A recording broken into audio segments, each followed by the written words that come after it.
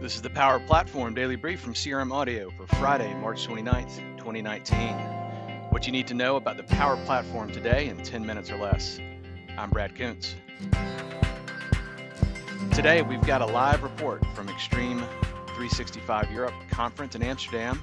We've got some major news about a common data model, some Adobe, SAP, and LinkedIn news, and some changes coming to the CRM Audio Network. So first, live from Amsterdam, it's our humble reporter, Lucy Muscat. Welcome, Lucy. Hi, thank you so much for having me on. Absolutely, thanks for coming on, and thanks for taking time out of the show to talk to us today.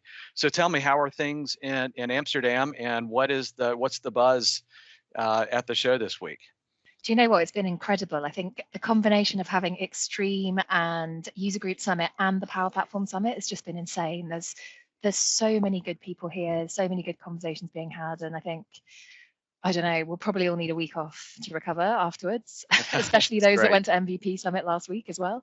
But ultimately, there's been some really good things going on.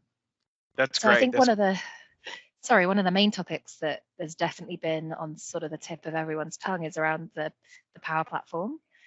And I think particularly from the perspective of governance and compliance, I think everyone, maybe like 3 or 6 months ago or even slightly longer ago, was super buzzing about the platform itself. But now reality has kicked in and everyone wants to know how they can deploy it, perhaps in a large SME or a enterprise scale.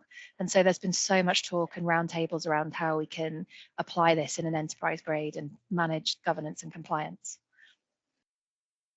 Absolutely, that's fantastic. I think that one of the things that I've picked up just from not being there, but looking at the Twitter feed and kind of seeing the news roll out of there, really is just the I would say Power Platform first for this event. And this is an event that sprang up from Extreme CRM back in the day, and so it's great to see this evolution of what's happening there with the Power Platform, and really to see it in person has to be great. Has there been any announcements that were newsworthy that we found out from anybody from Microsoft or from any of the other people in the channel?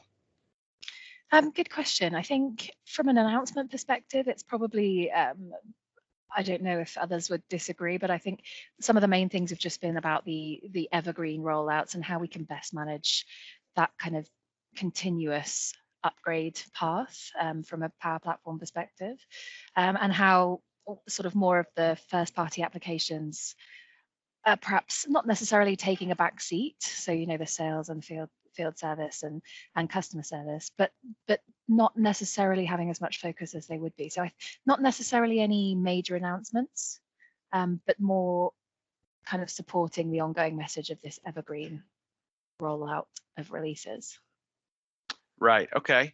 And then did you get your hands on the HoloLens 2 by chance? Oh, do you know what? I haven't yet. I'm super, super jealous. I know my friend Anna Waite from Microsoft UK has got the first one in the UK, but I haven't yet quite got my hands on it. But I've seen a couple of pictures on social media, so I know it looks quite a bit different.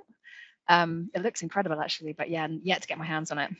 Yeah, it does, and I think that the applications that we're going to be able to have with Power Platform and Dynamics as well looks really cool and something to be excited about.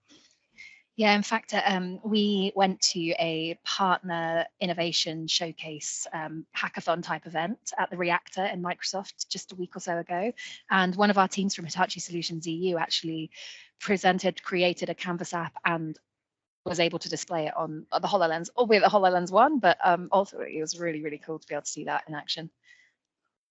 That's great. That's great. Well, exciting stuff, Lucy. Thanks again for taking time out of the show to give us an update, and safe travels. And we look forward to talking to you soon. Thanks so much, Brad. Good to chat.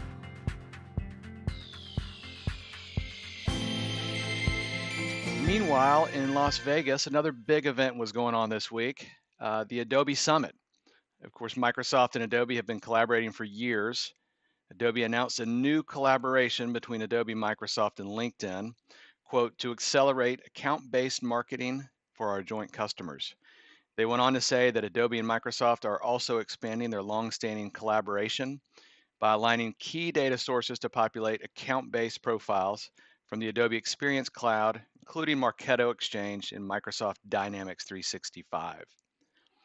The New York Times Wednesday had a very good write-up of this collaboration in what it means for the compete against Salesforce. So there's a link in the show notes here if you want to check that out. It's a very good article. Another big announcement from the Adobe conference. Adobe, Microsoft, and SAP announced a new Open Data Initiative details. This was announced a few months ago, but there were some more concrete details coming out of this event.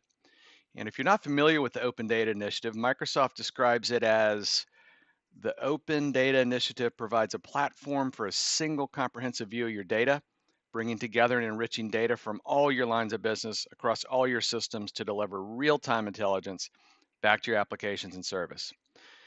They do go on to mention a common data model, but it wasn't capitalized, so you can kind of make of that detail what you will.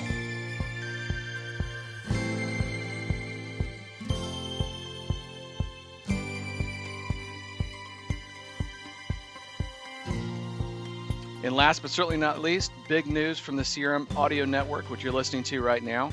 We're entering our 5th year, and we've grown to a network of over 10 podcasts. And one of the more common suggestions that we get is, can you allow me to subscribe to individual series?